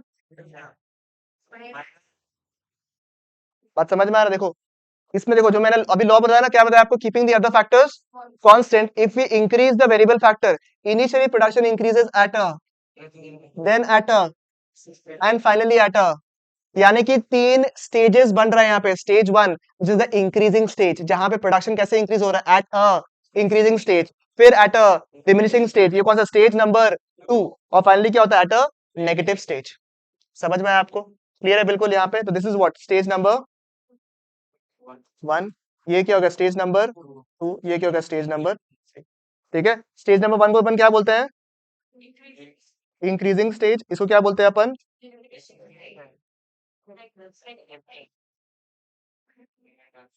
चलेगा बिल्कुल यहाँ पे, क्योंकि एग्जाम में कभी कभी आपको increasing returns two factor, increasing returns two factor पूछ लिया, अगर एग्जाम में पूछा इंक्रीजिंग रिटर्न्स टू फैक्टर, इसका मतलब क्या है, वो लोग स्टेज 1 पूछ रहे हैं आपसे खाली अलग से। या तो आपको एग्जाम में सुनो, आप एग्जाम में जब भी एक्सपेक्ट कर रहे हो आपके क्वेश्चन में law of variable variable proportion का क्वेश्चन आना ही आना है, ठीक है। मतलब कैसे भी पूछ लो वो आपको पूछेगा ही पूछेगा, चाहे वो आपको रिलेशन के फॉर्म में पूछ लो, चाहे वो आपको डायरेक्ट लॉ पूछ लो, चाहे वो आपको एक एक स्टेज पूछ लो, आपको आना ही है। और मोस्ट लाइकली ये बड़ा क्वेश्चन में ही आता है, 6 मार्क का सवाल बन गया जैसे एग्जाम्पल, 6 मार्क में मेनली 2 सवाल बनता है आपका, एक ये वाला सवाल, ठीक है, स्टैट्स का बात नहीं कर रहा, माइक्रो का बात कर रहा हूँ खाली, ठीक है, ठीक है। एक इसका ये वाला सवाल हो गया लॉ वेरिएबल प्रोपोर्शंस वाला पार्ट, एक relationship between marginal cost average cost वाला पार्ट याद है आप लोगों को, वो ये दोनों वाला पार्ट जो है उसमें से पूछता है आपको, ठीक है। ज्यादातर यही चांसेस रहता है कि इसी पार्ट से पूछेगा, अदरवाइज क्या करेंगे ये लोग, छोटे छोटे क्वेश्चंस को 3 3 पार्ट में डिवाइड कर देंगे और 6 मार्क बना देंगे आपको, उस तरीके से भी पूछ सकते हैं। बट अगर बड़े क्वेश्चंस आए तो यही सवाल आएगा, state the law of variable proportions. वहां पे ध्यान रखिएगा सबसे पहला चीज जो आप लिखोगे वो है definition, keeping the other factors constant as we increase the variable factor initially the production increases at a increasing then at a diminishing finally at a negative rate, ठीक है। उसके बाद क्या करोगे, कोई भी टेबल बना दोगे आप, ठीक है, डेटा डाल दोगे अपने हिसाब से। उसके बाद आपको क्या बनाना है, चार्ट, और उसके अगर पॉसिबल हो 2 3 एग्जाम्पशंस याद रखना। सबसे पहला क्या था, जो वेरिएबल फैक्टर्स है वो इक्वली एफिशिएंट है, जितना लोगों को मैं हायर कर रहा था वो सारे के सारे क्या थे, एफिशिएंट थे। टेक्नोलॉजी कांस्टेंट रहता है, रिसोर्सेज कांस्टेंट रहता है, वो सारे आपका बेसिक पॉइंट्स है जो हर जगह सेम ही रहता है आपका, ठीक है। अजम्पशंस अगर मैं बोलूं तो वो केवल और केवल मार्जिनल यूटिलिटी का कार्डिनल अप्रोच वाला पार्ट इंपॉर्टेंट है, उसके अलावा कोई एज सच अजम्पशंस इंपॉर्टेंट नहीं है, ठीक है। तो ये लिखना मिस मत कर देना आप लोग, ठीक है। और जब भी चार्ट बनाओगे, जैसे अभी चार्ट बनाऊंगा ना मैं, चार्ट बनाओगे तो एक्स में क्या आ रहा है, वाई में क्या आ रहा है, और छोटा सा एक्सप्लेनेशन ऊपर का लिख देना कि TP represents the total production curve, AP represents the average production curve, MP represents the average, sorry marginal production, ठीक है। समझ में आया आपको, इस तरह के शॉर्ट लिख लेने से आपका काम जो है फुल मार्क्स आपको मिल जाएगा। और मैं आपको हैक बता दूं, आप पहले चार्ट बना लेना, क्या होता है जनरली आप एक्सप्लेन कर देते हो प्रॉपर्ली पूरा, उसके बाद चार्ट बनाते हो, आप टाइम ऑलरेडी वेस्ट कर रहे हो, समझ है, क्योंकि उसको वापस एक्सप्लेन करना पड़ेगा, इतना टाइम नहीं है आपके पास में। सबसे पहले चार्ट बना लो, अगर आप कॉन्फिडेंट हो चार्ट बनाने में, पहले make the chart, properly chart बनाओ एकदम अच्छे से, उसके बाद एक्सप्लेन कर दो, दोनों काम हो जाएगा आपका वहीं पे, चार्ट भी एक्सप्लेन हो गया और एक्सप्लेनेशन भी कर दिया आपने, ठीक है। एंड सी, लास्ट मोमेंट का टाइम है, आप अगर सोचोगे मैं अभी सब रट लूंगा सारे आंसर्स को, पॉसिबल नहीं है, तो you have to become smart, ठीक है। बिकम, आप लोग कौन से फील्ड में हो अभी, मेनली किस में हो, कॉमर्स में हो, कोई ह्यूमैनिटीज का है, नहीं है ना, अभी तक तो नहीं है, चलो, नहीं है ना तुम तो ऐसे क्यों देखा बे, ठीक है। तो अब मुझे बताओ कॉमर्स क्या है। तो आप लोग को दुकान वाला जो आदमी होता है ना वो कैसे करता है, जो दुकान में सबसे अच्छा आइटम होता है उसको क्या करता है, सबसे आगे करता है। वैसे ही आपको आंसर को भी यही करना है, हाईलाइट उसको वही करो, उसको वही दिखाओ कि हमको आता है, पढ़ के आया है हम, और ये देखो मार्क करके रखा है, तो हाईलाइट करना आंसर्स को, उससे फुल मार्क्स मिलता है, क्योंकि किसी के पास इतना टाइम नहीं होगा पेपर चेक करने का। ठीक है, 7 मिनट से 8 मिनट मैक्सिमम, वो भी बहुत ज्यादा ले लिया आपसे। आपका पेपर चेक होता है और 2-3 मिनट में आंसर जो मार्क्सिंग होता है उसे डालता है, खत्म। इतना ही मिलता है, ये बोर्ड्स का बता रहा हूँ मैं आपको। ठीक है, क्योंकि अगर आपको बोर्ड में 600 पेपर दे देगा चेक करने के लिए, ठीक है, 10 एक दिन में, 11 दिन में, 12 दिन में, तो you don't have that much of time to check, to be very frank. ठीक है, तो आपको स्मार्ट होना पड़ेगा, मेन मेन पॉइंट्स अंडरलाइन कर दो और आंसर दे दो उसको, जैसे मैंने बता दिया ना आपको कुछ कुछ पॉइंट्स, वो हाईलाइट कर देने का। ठीक है, चलेगा। तो ये सब चीज पहले बता दे, ताकि आप लोग जब आंसर्स लिखोगे, अभी प्रैक्टिस करोगे आप लोग क्वेश्चन से, क्वेश्चन बैंक से, किसी से भी, तो आप लोग को पता रहना चाहिए कि हम लोग कैसे लिखना है आंसर्स को। ठीक है, चलेगा, आगे बढ़ सकता हूँ मैं। Now we have understood what, कि टोटल प्रोडक्शन और मार्जिनल प्रोडक्शन में आपस में रिश्ता तो है। Can anybody tell me the रिश्ता ऑफ टोटल्स एंड मार्जिनल्स? ऐसा कोई जो अभी किया है, जो अभी किया है, तुम आज किया है? रुको तो, बोलो। क्या चीज? टोटल एंड मार्जिनल के बीच में रिश्ता मार्जिनल जब इंक्रीजिंग रहेगा टोटल इंक्रीज करेगा, एट एन इंक्रीजिंग रेट, फिर फिर जब डिक्रीज होगा पर जीरो नहीं होगा तो टोटल बढ़ते रहेगा बट डिमिनिशिंग रेट में, फिर मार्जिनल जब जीरो होगा तो उसके हाईएस्ट पॉइंट में होगा, हाईएस्ट फिर पॉइंट में होगा, और फिर जब डिक्रीजिंग होगा टोटल पे डिक्रीज। क्या आपको डायरेक्टली एकदम चार्ट में वही दिख रहा है, मुझे बताइए। ठीक है, मार्जिनल जब पॉजिटिव है, टीपी कैसे बढ़ रहा है, एट अ इंक्रीजिंग रेट। ये देखो गिर रहा है बट जीरो नहीं था, तो क्या हो रहा है आपका डिमिनिशिंग रेट। जब जीरो हुआ तो अपने हाईएस्ट पॉइंट में ही है, और जब नेगेटिव हो गया तो फॉल होना शुरू हो जाएगा। समझ में आया? Have you understood the relationship between TR and MR? Tell me, sorry, TP and MP. The relationship between TP and MP is clear? क्या मुझे बताना पड़ेगा इसको वापस से? समझ में आ गया? टीपी एमपी का रिलेशन समझ में आ गया? Exactly same like T N M, जो हम लोग पहले अभी कॉन्सेप्ट किया। हाँ, total and marginal concept sorted है बिल्कुल। यहाँ तक कोई भी सवाल आ जाए, आपका आंसर क्या है? बिल्कुल सेम। ठीक है, क्या मैं चार्ट बना लूं एक बार के लिए? ठीक है, बना रहे क्या? करो करो, फटाफट लिखो, फटाफट लिखो। ठीक है, आज थोड़ा सा छोटा क्लास लूंगा मैं। ठीक है, फिर कल थोड़ा टाइम ज्यादा ले लूंगा आप लोग से। ठीक है, because I will be almost done with 12th का क्लासेस। मैंने सुबह शिफ्ट कर रहा हूँ उनको क्लासेस को। हाँ साहब, कल स्कूल वगैरह है क्या आप लोग का? तो फिर शाम को लेना पड़ेगा। अभी अगर हम टाइमिंग देखिएगा तुम कैसे करेगा, तुम बताओ हमको। अब अगर हम रेगुलर नहीं पढ़ाए तो कैसे होगा तुम लोगों का क्लास? हो ही नहीं पाएगा। If everybody is agreeing at one particular time, I have no issues. If everybody is not agreeing at one particular time, I'll give the time.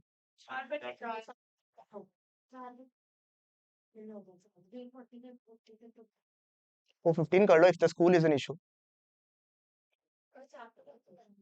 ये अगर आज नहीं खत्म हो तो इसको खत्म कर देंगे अपन। आता है, हाँ, हो जाएगा वो जैसे ये चैप्टर्स में मेन टाइम लगेगा आपका। ठीक है, यूटिलिटी को मैं टच नहीं कर रहा, यूटिलिटी विल टेक सक up a lot of time, तो मैं पहले इधर का काम खत्म कर देता हूँ, फिर अगर समय बच गया तो सबसे करा दूंगा चैप्टर्स को, वो कोई दिक्कत नहीं है। And if you can unanimously think about one day of skipping, ठीक है, जिस दिन किसी को दिक्कत नहीं, एक दिन स्किप कर सकता है, तो उस दिन मैं मॉर्निंग बुला के करा दूंगा आप लोगों को, तो लंबा 3-4 घंटा क्लास कर लेगा, सुबह से बुला लूंगा। जैसे मैंने अभी मैक्रो का जब रिवीजन भी कराया था ना, I kept the time at 7 AM, और 7 से 10 कैसे वो पता नहीं चला लोगों को, टू बी वेरी फ्रैंक। आप वीडियो देख सकते हो आराम से। 7 to 10 देर हाईली रिजेटिक, आधे घंटे का बफरिंग था, 11 बजे तक मैंने कराया, छोड़ दिया, 4 घंटा में मैंने पढ़ाया, फिर हम 4 चैप्टर खत्म करा देता हूँ उनका मैंने। तो if this morning that are available, क्योंकि Sunday is a long time due, Sunday तक आप लोग एग्जाम में आने वाला होगा, तो मुझे कोई वीक डे में अगर आप लोग सब लोग बता दो कि भैया इस दिन हम लोग मैनेज कर लेंगे, आ जाएंगे, वो यूनानिमस हो जाए। ऐसा नहीं होना चाहिए कि हम क्यों आएगा ट्यूसडे को, हम क्यों छुट्टी लेगा, वो वाला होने से तो फिर तो हो गया, काम खत्म हो जाएगा। मुझे मुझे एक मॉर्निंग चाहिए होगा, टू बी वेरी फ्रैंक, क्योंकि मॉर्निंग मुझे अगर मिल जाएगा, well keep it a long stretch. मैं जो बता देना, आप लोग सब लोग यूनानिमस से बोल देना कि हाँ भैया आप एक काम करो, थर्सडे को रख लो। नहीं नहीं, सुनो तो मेरा बात को, मैं क्या बोल रहा हूँ, मैं ये बोल रहा हूँ कि आप लोग यूनानिमस लेकर मुझे 2 दिन पहले बोल दो खाली, तो मैं क्या करूँ, जैसे इनका स्लॉट मैंने बुक किया था ना 12th का, वैसे मैं पहले ही बोल दूंगा कि भैया 7 से 12 या 7 से 11 मेरा स्लॉट है, हम किसी को नहीं दे रहे। तो उस दिन 3-4 घंटा करेंगे, बहुत अच्छा खासा खत्म। जैसे ये बोला ना सप्लाई वगैरह सब कुछ, वो एक दिन में निपटा देगा हम सारा। बीच में 15 मिनट का ब्रेक ले लेना, हमें चाय पी लेना। ठीक है, चलेगा बिल्कुल यहाँ पे, पक्की बात। You decide one day, I ask in the group. ठीक है, मैं 2-3 दिन का ऑप्शन दे दूंगा आपको, पोल दे देना, आप लोग आंसर दे देना। ठीक है, बस हो गया एक बार के लिए, प्लीज ये आप लोग बाद में कर लेना, अभी आपके पास बहुत वक्त है उसके बाद में। प्लीज बस सुनो, ये समझ में आया? क्लियर? आगे बढ़ सकता हूँ मैं? भाई चार्ट बना लिया क्या आपने? मैं इसका पीडीएफ ग्रुप में शेयर कर दूंगा आप लोग के लिए। ठीक है, तो आप लोग इसको एक्सेस कर लेना। ठीक है, है ना? चलेगा एक बार के लिए? आप लोग पॉज करो जो लोग लिखा नहीं है, ठीक है? हो सके तो लिख लो क्योंकि जल्दी जल्दी हो जाएगा, बट ठीक है।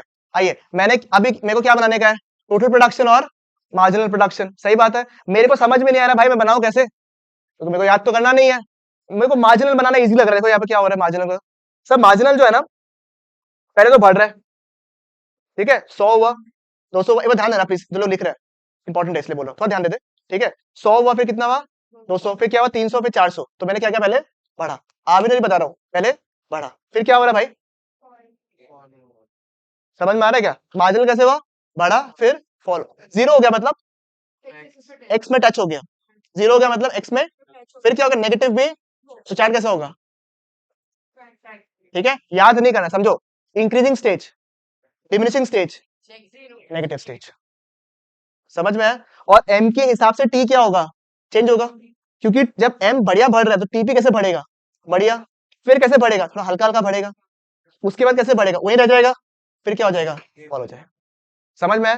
क्लियर है बिल्कुल? यहाँ पे सबसे पहले जब भी एग्जाम में चार्ट बनाओगे, ठीक है, एक साथ नहीं बनाओगे आप लोग, ऊपर नीचे बनाओगे, ठीक है? गलती करने का चांस ही मत दो 1% भी, ठीक है? ऊपर नीचे बनाओगे, ठीक है? अपने वक्त नहीं है अभी आप लोगों को इतना प्रोज बनाने का, ठीक है? ऊपर नीचे बनाओगे। पहले किसको बनाओगे? मार्जिनल को बनाओगे, फिर किसको बनाओगे? टोटल को बनाओगे, क्योंकि मार्जिनल के हिसाब से क्या बना सकते हो? टोटल बना सकते हो। आइए, पहले मैं दो चार्ट बना रहा हूं आपके सामने।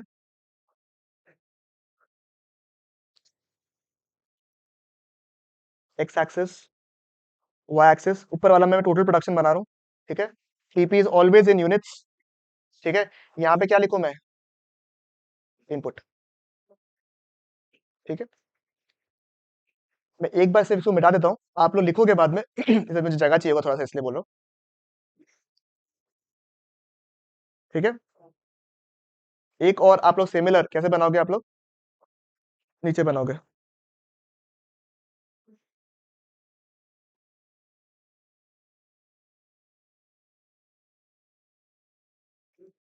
कितना क्लास आप लोग? यही है ना?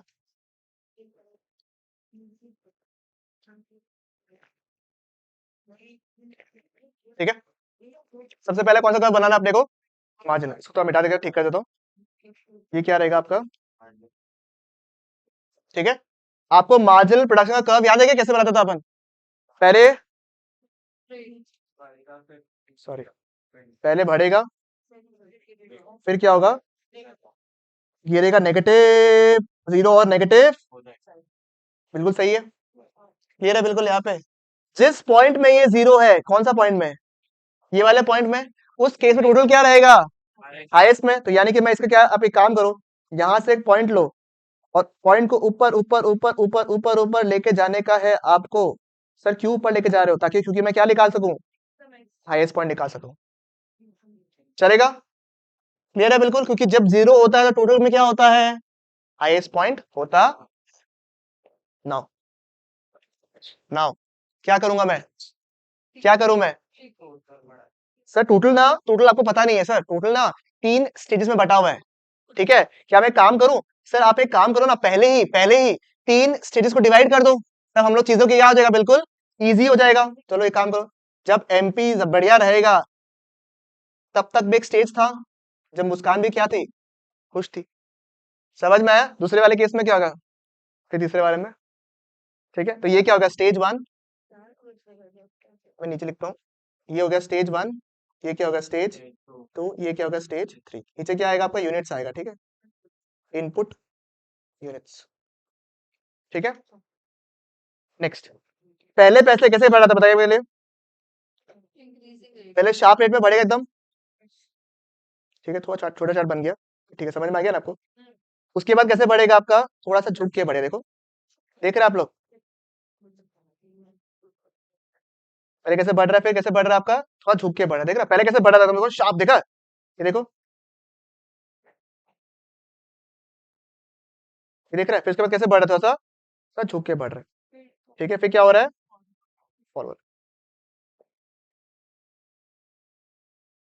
ये कौन सा कर्व है आपका साहब? टीपी कर्व, ठीक है?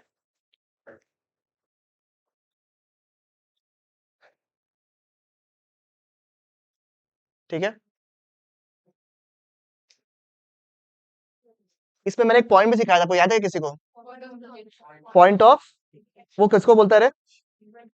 सर जब एमपी अपने हाईएस्ट पॉइंट में है, जब भी एमपी अपने हाईएस्ट पॉइंट में होता है, या फिर टीपी अपना कर्वेचर, कर्वी मतलब पहले ऐसे बढ़ा था, फिर कैसे बढ़ा था, झुक के बढ़ रहा है, बराबर। जैसे ही वो अपना कर्वेचर को चेंज करता है, उस पॉइंट को अपन क्या बोलते हैं? Point of inflection. तो आप लोग एक पॉइंट ई मार्क करके रख लो, यहाँ भी ई मार्क करके रख लो, और ई में क्या लिखोगे आप लोग? It is known as the point of inflection. ठीक है, इसमें क्या होता है आपका सर? इसमें एमपी हाईएस्ट पॉइंट में रहता है, एंड टीपी अपना कर्वेचर को क्या करता है? चेंज। ठीक है, बात ये है कि बाकी तो है ना, सारा रिलेशन वाला बात है। टीपी एमपी का जो रिलेशनशिप वाला बात है ना, उसी को आप लोग एक्सप्लेन करते हो यहाँ पे। ठीक है, पूरा वही जैसे आपने चार्ट देखा ना, MP increases eight an increasing rate, at that time TP also increases at a increasing rate, when MP starts falling TP increases but at a diminishing rate, when MP is 0 TP is at its highest point, when MP is negative TP starts falling. तो वही आपका यहाँ पे लिखना है आपको नीचे में। ठीक है, तो वो वापस लिखाओ क्या? ये सबको समझ में आ गया है? समझ में आ गया ना? जो पहले पढ़ाया था वही वाला पार्ट वापस है यहाँ पे। ठीक है, रिपीट वाला पार्ट आ गया यहाँ पे। ठीक है, डन।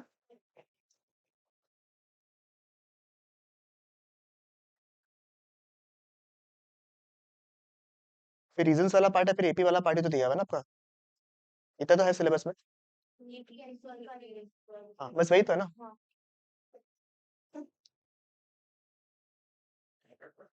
डन हो जाएगा ये वाला पार्ट। आइए,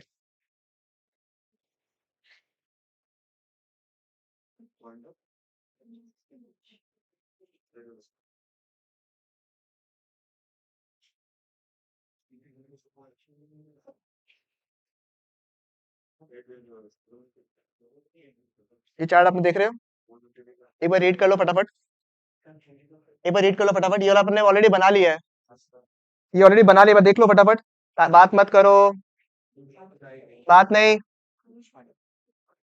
फटाफट फटाफट। मैंने प्रोडक्शन का फॉर्मल नोट्स दिया था ना आप लोगों को, ये तो समरी है। हाँ वही,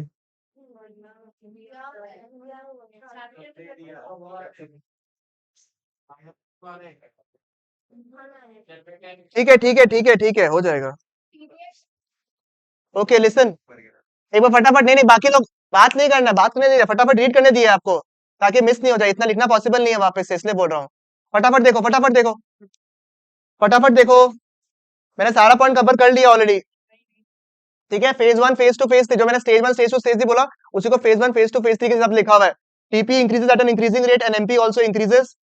दिस फेज एंड्स, कब एंड होता है ये? जब MP reaches its maximum point, the point of curvature of TP.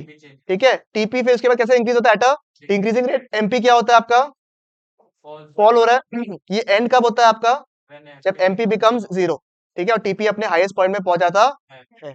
फिर टीपी कैसे डिक्रीज हो रहा है? Eight decreasing rate. एमपी क्या होता है? खाली फॉल होता है, becomes negative, and we already know the point of inflection. ठीक है, बोले साहब। पॉइंट ऑफ सैचुरेशन भी है क्या? नहीं वो उसमें है, यूटिलिटी में ना वो? हाँ वो सैटिस्फाइड तो है। उसने जो क्वेश्चन पेपर दिया था उसमें पूछा था। सैचुरेशन पॉइंट तो अच्छा मैं बता दूंगा, सैचुरेशन पॉइंट बता दूंगा आपको। ठीक है, वो तो वही है ना, एक्सप्रेशन वाला पॉइंट है तो नहीं नहीं वो सैचुरेशन नहीं है, बता दूंगा। ठीक है, आओ बता रहा हूँ, आओ।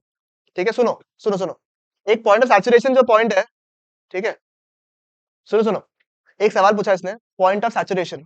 ठीक है, या फिर अगर मैं सवाल थोड़ा मॉडिफाई कर दूं और मैं बोलूं कि इकोनॉमी जो है, इकोनॉमी नॉर्मल सिचुएशन में कौन से पॉइंट में, कौन से स्टेज में ऑपरेट करेगा, तो आप मुझे बताइए क्या होगा? Stage 1, stage 2, stage 3? सब लोग एग्री कर रहे हैं स्टेज 2? सर क्यों? स्टेज 1 तो to be good to be true है, it's like the initial, your initial relationship period, सब कुछ बढ़िया है, सब खुश है। ठीक है, पीछे जब खराब हो गया तो कोई खराब सोचेगा क्या? नेगेटिव, सब कुछ खराब हो रहा है बिल्कुल। ठीक है, बीच का जो फेज है जहां पे you are holding strong despite problems, उसको अपन क्या बोलेंगे? स्टेज ऑफ सैचुरेशन, जहां पे आपको लगता है कि ये लास्ट पॉइंट है जहां तक मेरे को प्रोड्यूस करना चाहिए। तो stage 2 is the most practical production, stage. समझ में आया आपको? ये कौन सा स्टेज हो गया? Diminishing stage. ठीक है, अपन को अच्छा स्टेज 1 लग रहा है, मानता हूं मैं। स्टेज 3 तो अपन चूज ही नहीं करेगा, बिकॉज सब कुछ क्या हो गया वहां पे? नेगेटिव। भाई जितना लोगों को मैं हायर करूंगा, जितना मैं लोगों को हायर करूंगा, आप मुझे बताओ उतना ही मेरा कॉस्ट लगेगा नहीं लगेगा? मुझे बताइए आप लोग। आप सिर्फ अभी प्रोडक्शन के पॉइंट से सोच रहे हो कि लोग हायर कर रहा हूँ, प्रोडक्शन नहीं बढ़ रहा है। मेरा जितना जितना लोगों को हायर करते रहूंगा, जैसे मैंने यहाँ पे कितना लोगों को हायर किया था, कुछ 7-8 जन को, तो 7-8 पीपल का मुझे बताइए क्या कोई कॉस्ट लगेगा नहीं लगेगा? मुझे बताइए आप लोग।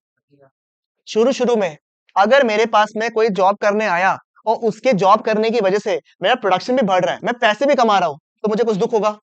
नहीं होगा। बट बाद में क्या हो रहा है भाई, कि भाई मैं लोगों को भी बढ़ा रहा हूं और कोई प्रोडक्शन नहीं हो रहा है, और हद पार कब पार हो रहा है? जब मैं लोगों को बढ़ाने के बाद उल्टा पहले से प्रोडक्शन क्या हो रहा है? कम हो रहा है। मैं बोलूंगा भाई बंद कर इस काम को। सही बात है ना? मैं कब बोलूंगा एकदम फ्रस्ट्रेट होकर कि बंद कर? जब मैं एक्स्ट्रा इंसान को हायर किया और लोग, अब प्रोडक्शन क्या हो गया? उल्टा पहले से फॉलो। उसके पहले तक मेरा क्या रहेगा? टॉलरेंस लेवल रहेगा ही नहीं रहेगा? मुझे बताइए। That is known as the point of saturation. ठीक है, समझ में आया आपको? ठीक है, बाकी स्टेजेस को इकोनॉमिक एब्सर्डिटी भी बोलता है। ठीक है, चलेगा बिल्कुल। यहाँ पे पक्की बात कि सर मैंने क्या बता दिया आपको, बताइए बकलियम को। तो आप मुझे बताइए क्या कॉस्ट जो है प्लेन चलता रहता है ना? डिपेंड करता है ऑन व्हाट? डिपेंड करता है on what? The law of variable proportion. क्योंकि वेरिएबल प्रोपोर्शन के हिसाब से आपका कॉस्ट भी अफेक्ट होगा। समझ में आया? शुरू शुरू में ज्यादा आउटपुट बना के आप कॉस्ट कम लगा सकते हो, कॉस्ट तो लगेगा ही भाई। अगर मैंने 4 इंसान को भी हायर किया है तो भी कॉस्ट लगेगा ही। अगर मैंने 4 लोगों को हायर किया तब भी मेरा कॉस्ट लगेगा ही। दुख कब लगता है? जब प्रोडक्शन कम हो रहा है, आउटपुट कम हो रहा है और कॉस्ट ज्यादा लग रहा है। समझ में आया? तो can I say law of variable proportion, in fact returns to scale भी अफेक्ट करता है, बट क्योंकि आपके सिलेबस में नहीं है इसमें बोल रहा हूँ। Does the law of variable proportion also affect the cost curves or not? Tell me, right? Keep this in mind. जब अपन कॉस्ट वापस करेंगे तो मैं इस पॉइंट को वापस रेज अप करूंगा, वहां दिमाग लगाना है आपको। ठीक है, और किसी किसी का अगर दिमाग चलने लग गया तो समझ में आ गया होगा कि भाई जैसे प्रोडक्शन शुरू में अच्छा चल रहा है, फिर कैसे चल रहा है? फिर एकदम ही बेकार, राइट? प्रोडक्शन कैसे बढ़ रहा है? तम तम तम। ठीक है, तो आप मुझे बताइए कॉस्ट भी शुरू शुरू में लगेगा तो सही, बट आराम आराम से लगेगा, फिर थोड़ा बढ़ेगा, फिर तेज बढ़ेगा। समझ में आया आपको? क्लियर है बिल्कुल यहाँ तक? पक्की बात 100% है यहाँ तक? आगे बढ़ सकता हूँ यहाँ पे? ठीक है, देखो एक बार के लिए पहले आ जाओ। Production function done, short and long run done. ठीक है, factors affecting the long, variable factors and fix factors आता है। ठीक है, short and long run clear है। Concept of cost, total cost, marginal cost, average cost, क्या तीनों calculation आता है आप लोग को यहाँ पे? क्या मैंने ऑलरेडी पहले से बेस कॉन्सेप्ट में करा दिया सब कुछ डन पूरा? ठीक है, उसके बाद मैंने आपको law of returns, law of variable proportions करवाया आपको, फेज 1 फेज 2 एंड फेज 3। यहाँ पे मैंने चार्ट बना दिया आपका। ठीक है, इसके कुछ रीजंस होते हैं, कुछ क्या होते हैं? रीजंस होते हैं। ठीक है, रीजंस जो है मैं खाली हेडिंग्स पढ़ रहा हूँ। ठीक है, अंदर का पार्ट आप लोग खुद याद करोगे। ठीक है, एग्जाम में पूछता है कि हाँ भैया पूछता है, उसमें इंपॉर्टेंट कौन सा है भाई? डिमिनिशिंग रिटर्न्स टू फैक्टर का रीजंस। ठीक है, मार्क कर लीजिएगा अगर इंपॉर्टेंट मार्क नहीं किया हुआ तो आपका। रीजंस में क्या आएगा सबसे पहले? Increasing returns two factor. इसमें सब कुछ क्या सोचना है आपको? सब कुछ बड़े चल रहा है। जो इंक्रीजिंग स्टेज है, कौन सा स्टेज हो गया ये? Stage number 1। इस स्टेज नंबर 1 में सब कुछ क्या चल रहा है? एकदम बढ़िया चल रहा है। सब कुछ क्या चल रहा है? एकदम चंगा चल रहा है आपका, बढ़िया से। ठीक है, इस स्टेज में क्या हो रहा है आप मुझे बताइए एक बार के लिए। ठीक है, कुछ था?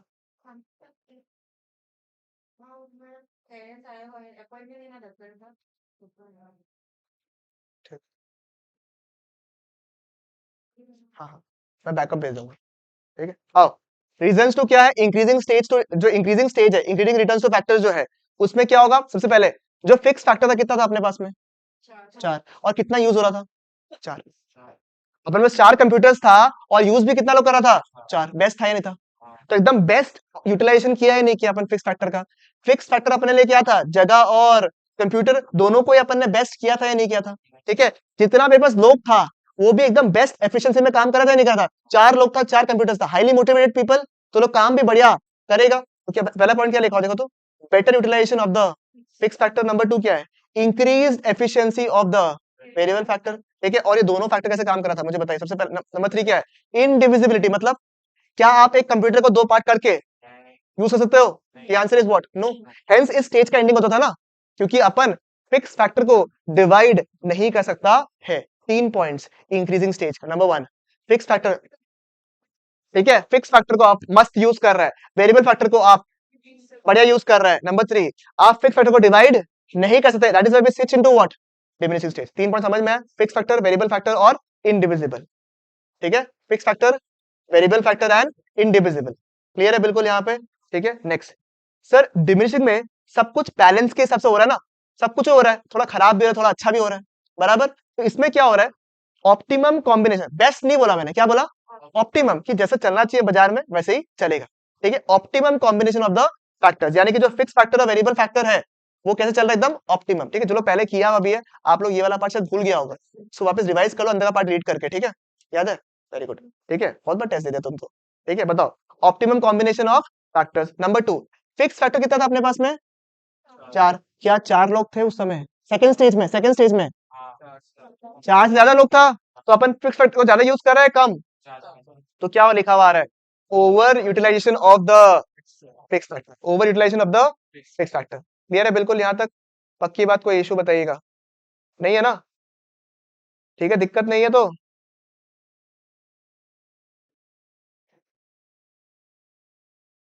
एक सेकंड,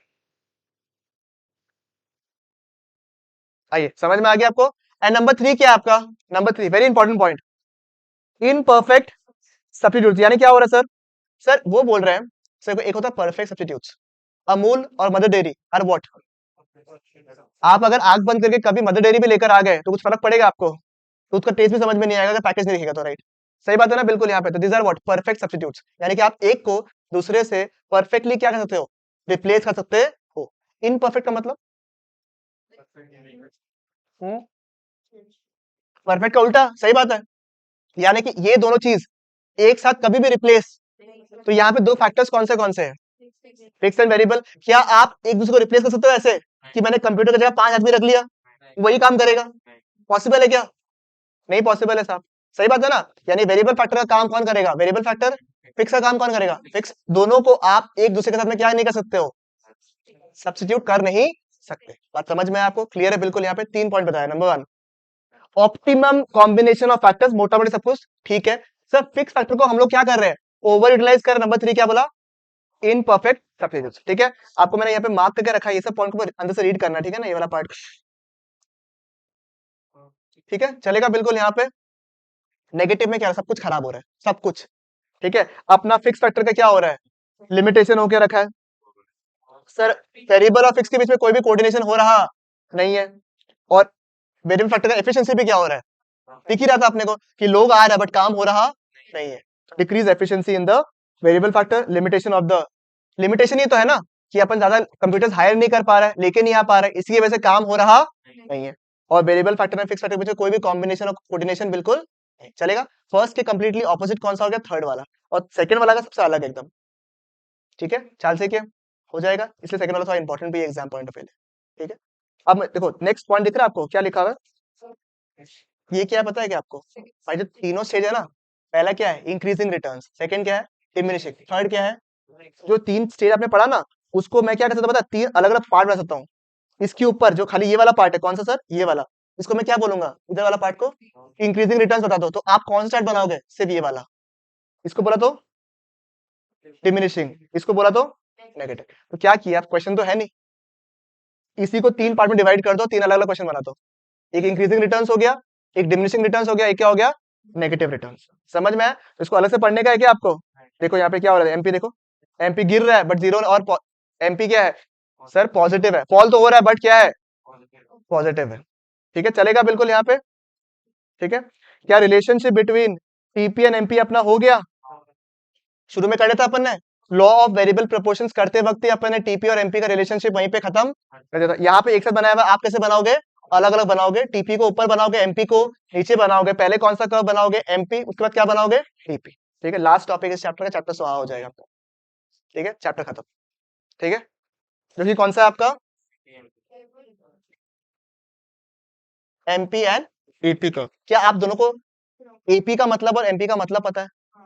एमपी जो है क्या बताता है आपको, हर एक कदम का मूवमेंट, और एपी कैसे बताता है आपको, क्या बताता है, मोटा मोटी। मैं मोटा मोटी जब खाने के लिए गया, मेरा एवरेज बिल आया 1000 रुपया, is it an accurate figure, थोड़ा कम बेसी हो सकता है, बट जब मार्जिनल निकालो तो एग्जैक्ट निकालो कि तेरे आने की वजह से एक्स्ट्रा बिल में कितना एडिशन हुआ, तूने कितना एक्स्ट्रा खाया। साउंड्स वेरी चलो समझ में आ गया ना आपको, ठीक है। तो आप मुझे बताइए एग्जैक्ट फिगर कौन सा दे रहा है, मार्जिनल, और मोटा मोटी फिगर कौन सा दे रहा है। तो आप मुझे बताइए जिसको एकदम एग्जैक्ट फिगर जानने का कि 3 पकौड़ खाया आपने, तो उसकी वजह से मेरा एक्स्ट्रा पैसा कितना लग गया, वो तेज भागेगा या धीरे धीरे भागेगा, तेज। उसको हर एक कदम का मूवमेंट जानने का है। चार्ट पे कैसे मूव करेगा, तम तम तम, ठीक है, शार्प मूवमेंट करेगा या नहीं करेगा। और एवरेज में क्या हो रहा है, मोटा मोटी आराम आराम से मूवमेंट कर रहा है, बोला हाँ ठीक है ना भैया 50 रुपए तो ज्यादा है, क्या फर्क पड़ता है, तो वो कैसे मूव करेगा, आराम आराम से। पर दोनों का मूवमेंट तो बिल्कुल क्या रहेगा, सेम ही रहेगा ना भाई, चाहे वो एवरेज प्रोडक्शन हो चाहे वो मार्जिनल हो, ठीक है। आइए, ठीक है, मैंने चार्ट बनाते याद है आप लोग को, कहाँ गया वो चार्ट, भाई घूम गया वो,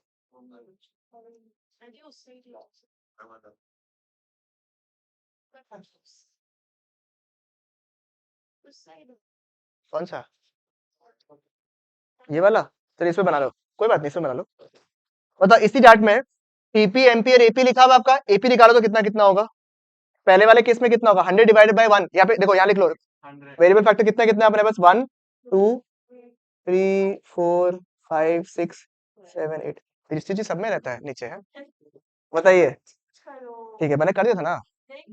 चलो अभी बताओ पहले वाले केस में कितना रहेगा 100, सेकंड वाले केस में कितना होगा सर, सर कितना है सर 300, याद रखिएगा total divide by Q, total कितना है 300, लोग कितना है 2, तो 300 डिवाइड बाय 2, समझ में आया, टोटल डिवाइड बाय क्यू, नहीं समझ में आया तेरे को, पक्का ना, कितना आया 150, फिर सर 550 डिवाइडेड बाय 3 कितना होगा 180, फिर सर 850 डिवाइड बाय 4 कितना होगा, मोटा मोटी बताओ, कैलसी यूज कर लो कोई बात नहीं, कितना 212.5, फिर कितना 450 तो पॉसिबल ही नहीं है, 90 डिवाइड बाय 5 कितना होगा 180, फिर 900 डिवाइड बाय 6 कितना, फिर भाई 114 पॉइंट समथिंग, ठीक है, फिर ये गलती है तुम्हारा, 900 डिवाइड बाय 6 150 ही तो होगा, चलो क्या पहला इंसान है सुताज बनाओ रे, नेक्स्ट 800 डिवाइड बाय 7 कितना होगा, फिर 700 डिवाइड बाय 8 क्या देख रहे हो, देखो देखो सर ऐसे एपी में भी देखो वैसी मूवमेंट है, देखो पहले पहले कैसे बढ़ रहा है, देखो पहले पहले बढ़ रहा है इंक्रीजिंग रेट में, उसके बाद क्या होने लग गया, फॉल हुआ, कम भी हो रहा है, देख रहे हैं आप लोग, मूवमेंट तो एमपी की तरह ही हो रहा है, बस एमपी में कैसे मूवमेंट हो रहा है, एकदम तेज बढ़ा फिर गिरा 0 1 नेगेटिव हो गया, इसमें क्या हो रहा है, ये आराम आराम से बढ़ रहा है, फिर आराम आराम से फॉल हुआ 0 और नेगेटिव नहीं बढ़ा, एमपी तो एकदम बढ़ता है और 0 नेगेटिव हो जाता है, इस वाले केस में क्या हो रहा है आपका, वो क्या हो रहा है आपका, एमपी और नेगेटिव होता नहीं है, चलेगा बिल्कुल यहाँ पे। तो अगर मैं आपको यहाँ पे एपी का कर्व दिखाऊं, देखो कैसे हो रहा है, एमपी देख रहे हैं आप लोग, एमपी एमपी देख रहे हैं आप लोग, देखो एमपी कर्व को खाली फोकस करो, एमपी को बढ़ा 0 और नेगेटिव हो गया, एपी कर्व में देखो कैसे बढ़ रहा है, आराम आराम से बढ़ रहा है, दोनों का शेप क्या है बिल्कुल सेम है, एमपी ज्यादा चिपकू है देखो तो, क्योंकि क्योंकि क्या हो रहा है, ये और तेज जा रहा है और फॉल हो रहा है, इस वाले केस में क्या हो रहा है आराम आराम से, ठीक है, एमपी 0 और नेगेटिव हो रहा है, अरे एमपी भाई एमपी 0 और नेगेटिव हो रहा है, बट एपी 0 और नेगेटिव होता नहीं, ये भी बढ़ता है ये भी फॉल होता है, बट ये 0 और नेगेटिव होता नहीं, ठीक है, वन इंपॉर्टेंट पॉइंट, ठीक है, जो कॉस्ट कट चुका है उसके लिए तो बहुत इजी है, because you know the marginal cost curve cuts the cuts the average variable cost and in the at the lowest cost curve किसमें कट करता है, लोएस्ट में, मार्जिनल किसमें कट करेगा, हाईएस्ट में, ठीक है, बाकी लोग के लिए, ठीक है, मार्जिनल प्रोडक्शन कर्व जो है ना, एमपी कर्व जो है वो एपी कर्व को कट करेगा, ठीक है, एट इट्स हाईएस्ट पॉइंट, इसके पीछे लॉजिक भी बताता हूँ मैं हमेशा, और एक स्टोरी बताता हूँ, पर अभी नहीं बताएंगे आप लोग, सिंपल अरे बताया मैंने, marginal production cuts the average production at its highest point, और प्रोडक्शन और कॉस्ट के बीच रिश्ता कैसा है, प्रोडक्शन में चाहता हूँ क्या बढ़े, और कॉस्ट में क्या चाहता हूँ कमे, प्रोडक्शन क्या चाहता हूँ मैं बढ़ता रहे और कॉस्ट क्या हो कम हो, तो यानी कि क्या मैं बोल सकता हूँ प्रोडक्शन एंड कॉस्ट के बीच में एक इनवर्स रिलेशनशिप है। सही बात है बिल्कुल यहाँ पे, इसीलिए क्योंकि the marginal production cuts the average production at its highest point. Similarly तो मार्जिनल कॉस्ट कब होगा जो नेक्स्ट अपन पढ़ेंगे, वो किस में कट करेगा, आपका मिनिमम पॉइंट में। समझ में आया आपको? चलेगा भैया, लोएस्ट पॉइंट में कट करेगा। ये किस में कट कर रहा है भाई? हाईएस्ट में। वो किस में काम कर रहा है? ये प्रोडक्शन के जब ज्यादा हो, कॉस्ट क्या हो कम, तो ये किस में है? मैक्सिमम। वो किस में है? मिनिमम। समझ में आया आपको? क्लियर है बिल्कुल यहाँ तक? डन है यहाँ तक? बताओ क्लियर है? ठीक है, देखिए MP starts to fall but cuts AP at its highest point. Both AP and MP fall, but MP falls sharply, becomes zero and negative. AP also falls but is never zero or negative. Clear है बिल्कुल यहाँ पे? ठीक है, चलेगा? आप लोग इसको बना लो। दिख रहा है क्या आप लोगों को इतना में? ठीक है, AP MP रिलेशनशिप है। ठीक है, इस पे मिसिंग फिगर का क्वेश्चन आता है। ठीक है, वो मैं कल बता दूंगा। चलो